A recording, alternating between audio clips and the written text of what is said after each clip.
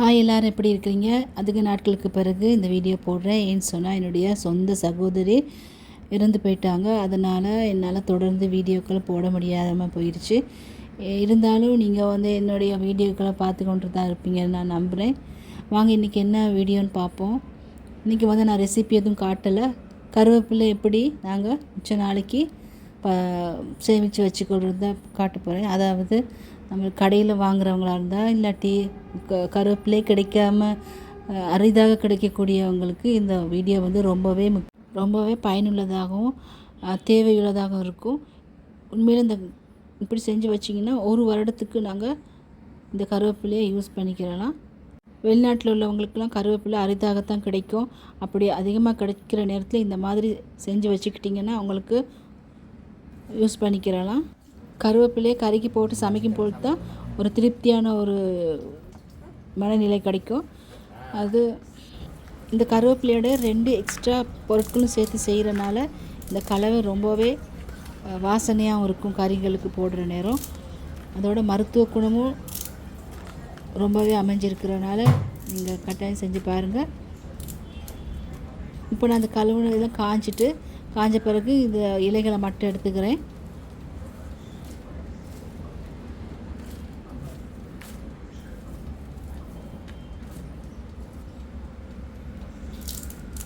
கருவேப்பிலை அதிகமாக கிடைக்கிற நேரங்களில் கூட நீங்கள் இந்த மாதிரி செஞ்சு வச்சுக்கலாம்.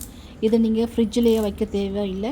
வெளியே வச்சு நீங்கள் தாளிக்கிற நேரமோ இல்லாட்டி சும்மா பால் கறிகள் சமைச்ச பிறகு அதுக்கு மேலே கூட தூவி விடலாம்.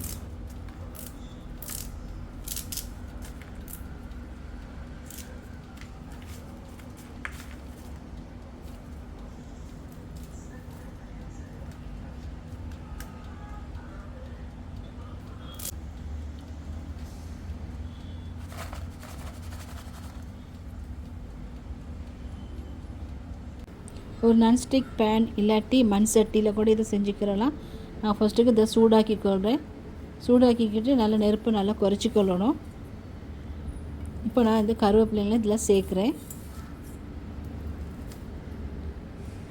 நல்லா அடுப்பு குறைச்சிருக்கனால கருவேப்பிலை கருகாது. நல்ல கலர் அப்படியே இருக்கும், பச்சை நிறம் அப்படியே இருக்கும். இப்போ நான் இதை கொஞ்சம் கிளறி விடணும்.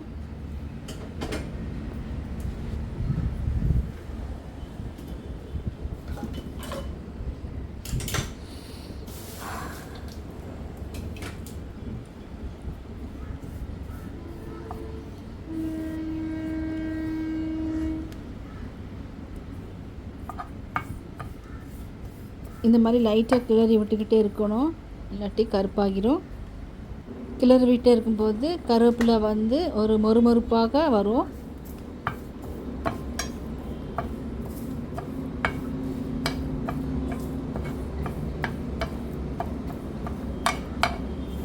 கையில் கொஞ்சம் எடுத்து பார்க்கலாம் எப்படி இருக்குதுன்னு சொல்லி.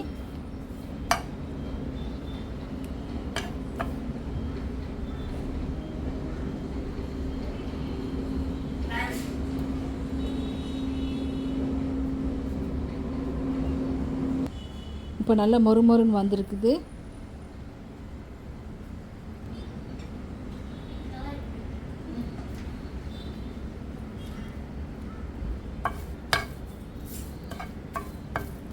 இப்போ பிடிச்சி பாருங்கள், உங்களுக்கு விளங்கும் மொறுமொறுப்பான தன்மையை.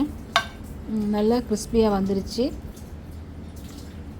இப்போ நாங்கள் வேற ஒரு பாத்திரத்துக்கு இதை மாற்றிடுவோம்.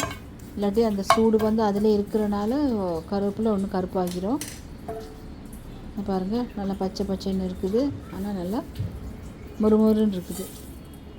உங்களுக்கு இந்த சத்தம் விளங்குமா இருக்கும்.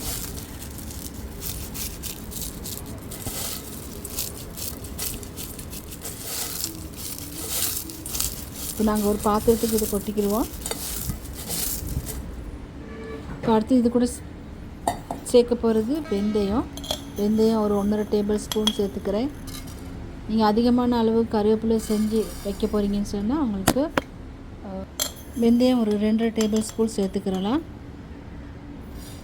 வெந்தயம் வறுக்கிற நேரம் அடுப்பை நல்லா குறைச்சிட்டு கருகாமல் நல்லா இந்த மாதிரி புரட்டி விட்டு வறுத்துக்கிறணும். இந்த மாதிரி தொடர்ந்து கிளறி விட்டுக்கிட்டே இருக்கணும், அப்போ தான் கருகாது. வெந்தயமும் கொஞ்சம் லைட் ப்ரௌனுக்கு வரும், அதோட கொஞ்சம் மொறுமொறுப்பான தன்மைக்கு கொடுக்கும். அந்த டைமில் நாங்கள் அடுப்புலேருந்து இறக்கி கொள்ளலாம். தொடர்ந்து கிளறிக்கிட்டே இருப்போம். இப்போ இது கூட நான் கருவேப்பட்டை சேர்த்துக்கொள்ள போகிறேன். கருவேப்பட்டை சேர்க்குறதுனால டயபெட்டிக் ஆட்களுக்கு ரொம்பவே நல்லா, அதோட கறியும் நல்ல வாசனையாக இருக்கும். நீங்கள் சின்ன துண்டாக உடைச்சி போட்டுக்கிறலாம். நான் பெருசாக போட்டு வறுத்துக்கிறேன், பிறகு நான் உடைச்சி விடுவேன்.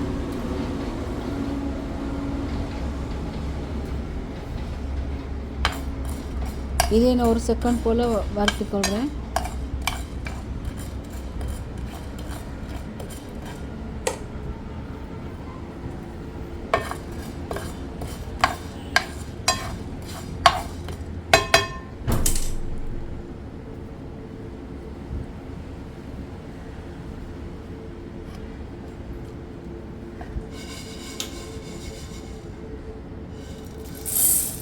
இப்போ எல்லாத்தையும் அந்த பாத்திரத்தில் போட்டாச்சு.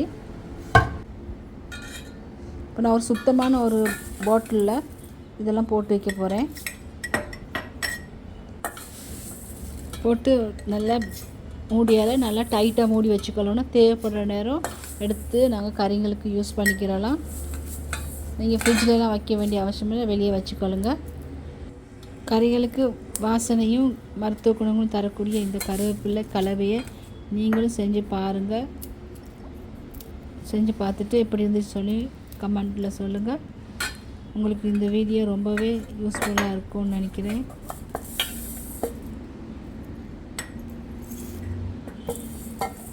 உங்களுக்கு தேவைப்பட்ட இந்த கருவேப்பிலையை கொஞ்சம் நல்லா நொறுக்கிட்டு கூட சேர்த்து வச்சுக்கொள்ளலாம்.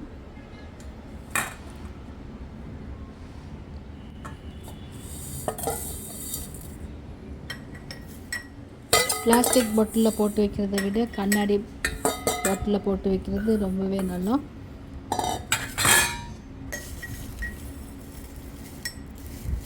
நீங்கள் பாருங்கள் எப்படி நல்லா இருக்குதுன்னு சொல்லி. உங்களுக்கு இந்த வீடியோ பிரயோஜனமாக இருந்துச்சுன்னு சொன்னால் ஒரு லைக் பண்ணுங்கள்.